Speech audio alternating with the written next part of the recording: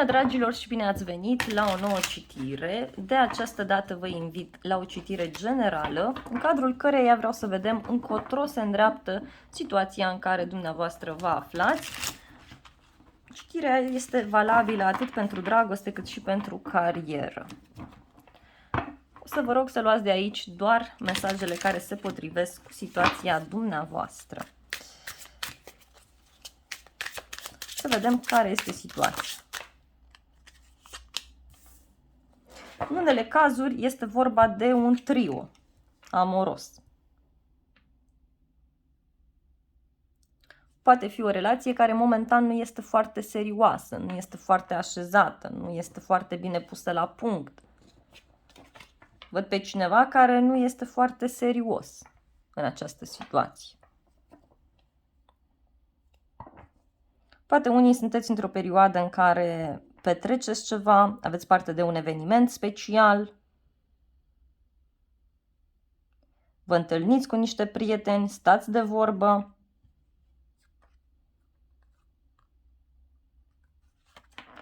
Și văd că încercați să aflați niște informații care țin de internet, de o distanță, de un divorț.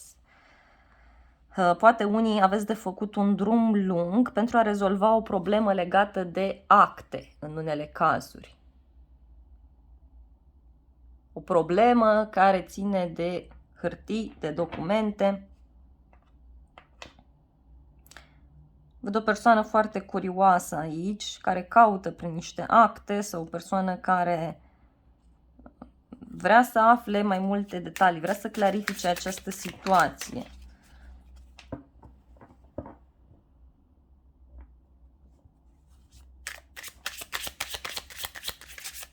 Totuși vreau să clarific puțin lucrurile.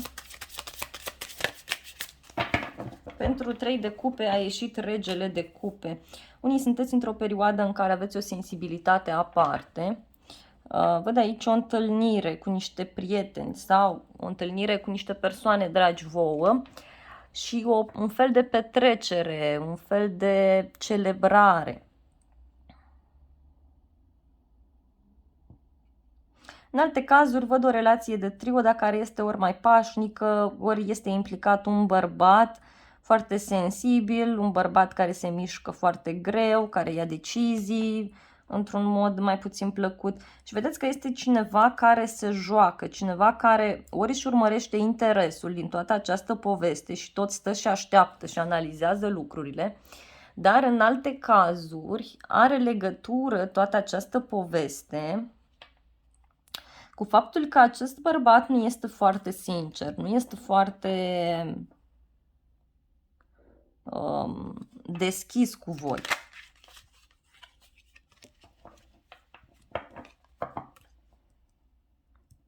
Văd un blocaj în care vă aflați sau un blocaj în care această persoană se află. În alte cazuri văd un blocaj care ține de zona voastră profesională, dar care are legătură ori cu zona medicală, ori cu un bărbat mai sensibil, un bărbat mai iubăreț din fire, cu o inimă mult prea mare, văd aici, care se află într-un blocaj, care nu știe ce să facă. Poate în alte cazuri așteptați să rezolvați ceva, așa cum am spus, care ține de un nou început, de niște acte, de un drum îndepărtat pe care îl aveți de făcut. Haideți să vedem ce urmează în viitorul apropiat și apoi ne uităm cum se finalizează toată situația.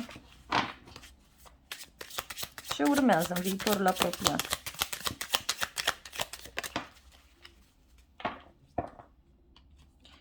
Dacă este vorba de o relație, aici văd foarte multă pasiune. Ori vă întâlniți, stați de vorbă, vă simțiți bine unul cu celălalt, dar în alte cazuri văd și o iubire mai focoasă sau o iubire cu multă pasiune. Poate fi și o luptă de orgolii pe care o puteți avea cu cineva.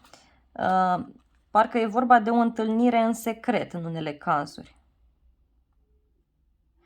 Dacă discutăm de zona locului de muncă, încercați să fiți atenți atunci când semnați un contract sau încercați să fiți atenți la o înțelegere Văd aici un succes care vine foarte rapid către voi, pe zona profesională. Deci ori vă găsiți un loc de muncă, dacă ești vă căutați un loc de muncă, în momentul de față vedeți că ați avea șanse, dar ori pe ideea aceasta de un loc vechi, de istorie, de creativitate, ori e vorba de o clădire veche, de o meserie care este mai veche. Totuși văd aici niște bani pe care voi îi primiți și despre o înțelegere pe care o faceți cu o persoană în secret, într-un mod ascuns. Dacă e vorba de o relație, văd o întâlnire mai ascunsă, multă pasiune, văd un cadou pe care îl primiți sau ceva ce cumpărați pentru o persoană.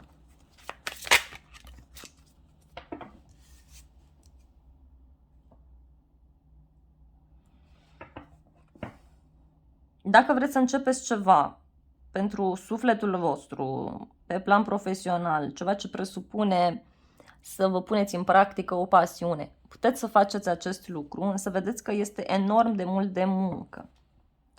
Și parcă e vorba de faptul că sunteți trași în jos sau ați putea avea piedici din partea prietenilor sau e vorba de o echipă în cadrul căreia lucrurile sunt destul de apăsătoare. Dacă este vorba de o relație în care sunteți, și dacă este o relație de trio, atunci aici văd că lucrurile sunt destul de interesante. Adică ceva se răstoarnă, ceva se dărâmă. Ori se rupe relația de trio, pleacă cineva, dispare cineva. Văd multă gelozie iarăși în alte cazuri.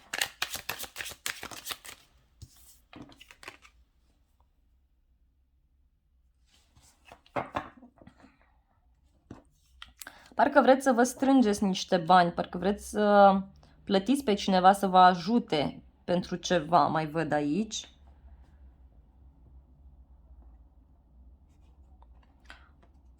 În alte cazuri poate fi un final de care aveți parte, așa cum am spus, și văd că urmează o perioadă în care parcă banii voștri sunt la adăpost, banii voștri sunt undeva într-un loc bun.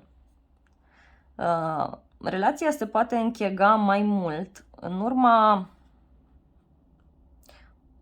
ori a unui cadou pe care îl primiți, ori e vorba de un partaj sau niște bani care se împart și apoi relația văd că devine mai stabilă. Dar tot este cineva aici care este mereu în gardă și care vrea mereu să știe tot felul de lucruri. Iar pentru cei singuri, în mod special, aici poate apărea o persoană nouă, dar se cere în primul rând parcă să vă stabilizați voi dintr-un anumit punct de vedere. Să aruncăm o privire în viitorul mai îndepărtat pentru voi.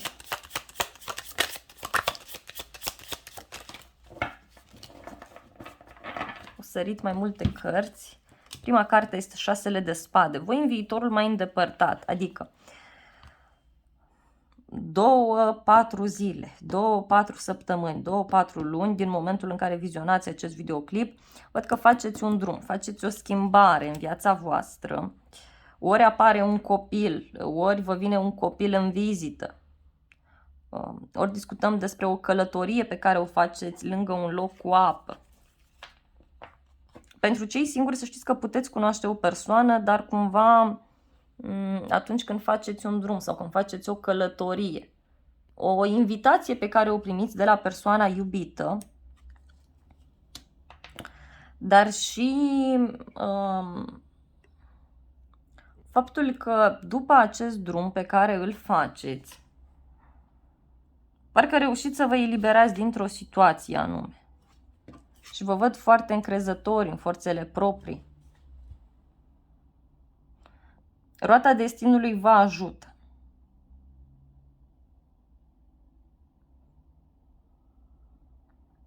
Mergeți undeva în aer liber, vă distrați.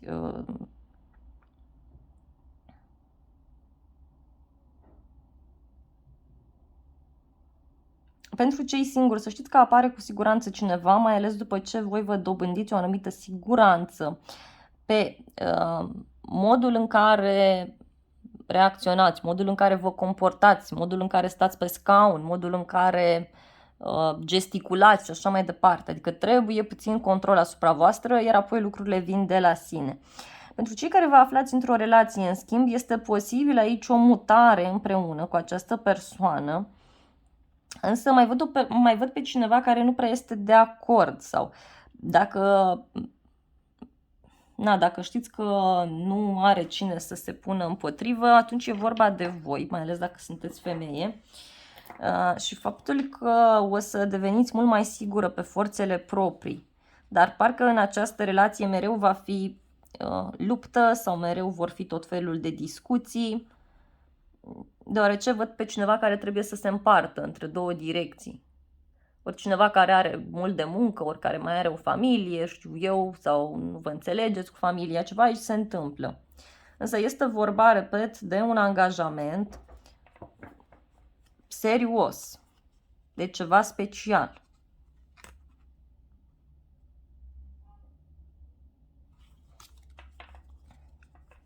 Mai vreau o carte pentru roata destinului.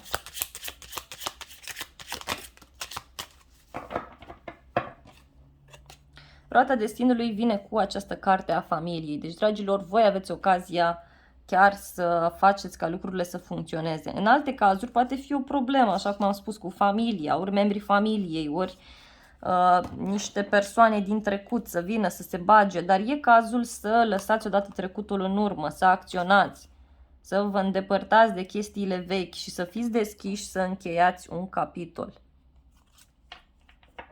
Aici poate fi un nivel foarte înalt pe care îl atingeți, poate chiar în carieră, poate e vorba de statutul vostru profesional. Aici apar schimbări extrem de frumoase.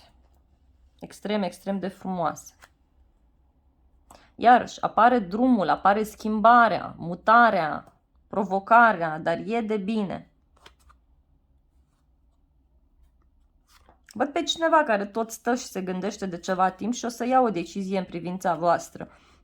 Poate e o persoană care are legătură cu zona autorităților sau poate fi o persoană care are autoritate asupra voastră, adică un tată, un șef, un frate, puteți să fiți și dumneavoastră dacă sunteți bărbat.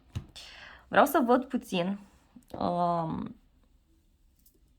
ce este cu această provocare care apare.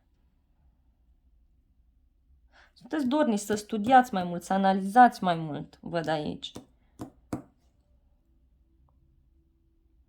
Parcă vreți să deveniți mai maturi, vreți să deveniți mai altfel, mai așezați, mai siguri pe voi. Unde mergeți? Unde mergeți? E vorba de un drum care tot a fost blocat în trecut sau pe care momentan voi l-ați blocat, adică ați spus nu merg acum, merg altă dată, pe care îl veți face și care este destul de obositor. Ori este un drum lung, obositor, ori e vorba de o mutare, dar și aici presupune să faceți mai multe drumuri sau aveți mult de așezat, aveți mult de amenajat. Și unde vă duce roata aceasta a destinului? Dragilor, pentru voi văd o petrecere, văd o întâlnire, o reușită. Dar dacă sunteți într-o relație cu cineva și e o relație de trio, vedeți să nu ajungeți iar într-o altă relație de trio, da? Adică să vă treziți după că această persoană, asta dacă nu sunteți voi foarte pozitive, foarte pline de viață, foarte așezate. Chiar dacă sunteți bărbat, totuși regina de bâte vine și cu o rivală în egală măsură, care v-ar putea schimba destinul relației. Poate această persoană încă stă aici la pândă.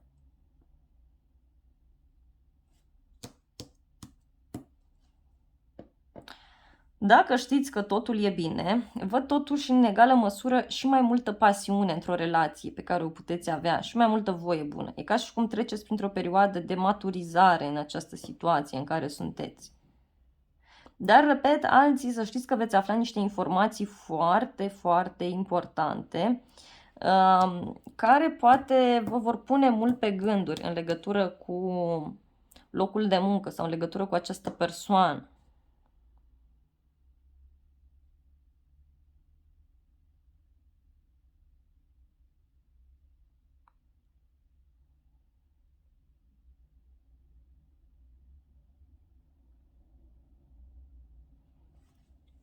Vreau să mai extrag o carte pentru viitorul vostru mai îndepărtat.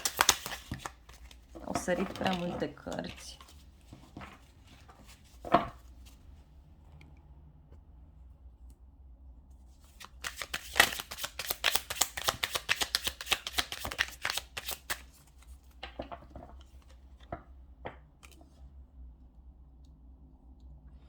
Parcă voi plecați undeva departe, dragilor, în străinătate, în altă țară, în alt oraș, dar în alte cazuri puteți avea legătură cu internetul aici. Vă găsiți ceva pe internet sau la distanță.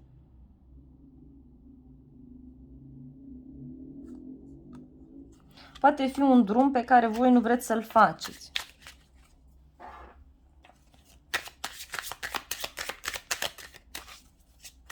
Ceva ce este pus pe pauză sau o să mai fie pus pe pauză.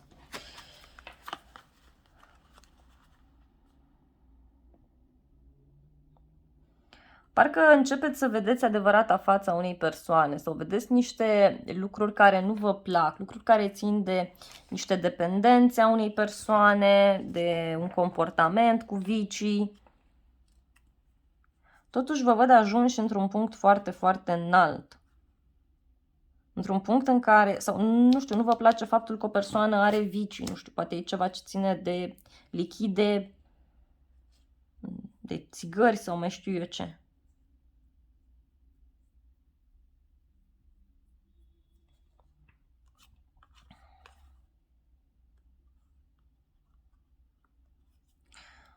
Totuși, văd că lucrurile ajung la un nivel foarte înalt. Unii vă puteți deschide o afacere, dar nu acum, în timp. Sau puteți cunoaște o persoană care să vă ajute, care să vă înalțe, să vă sufle în aripi. Să fie alături de voi.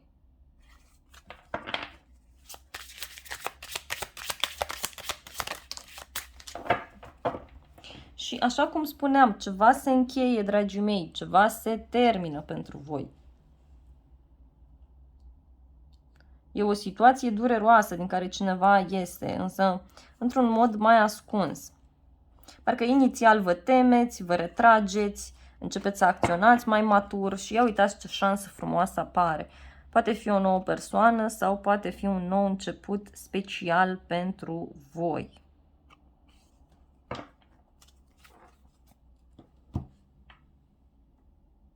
Haideți să vedem și zodiile implicate.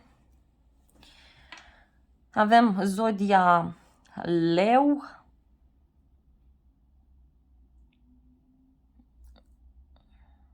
Berbec, Săgetător, Rac, Scorpion, Pești, Taur, Fecioară, Capricorn și Gemeni, Balanță, Vărsător.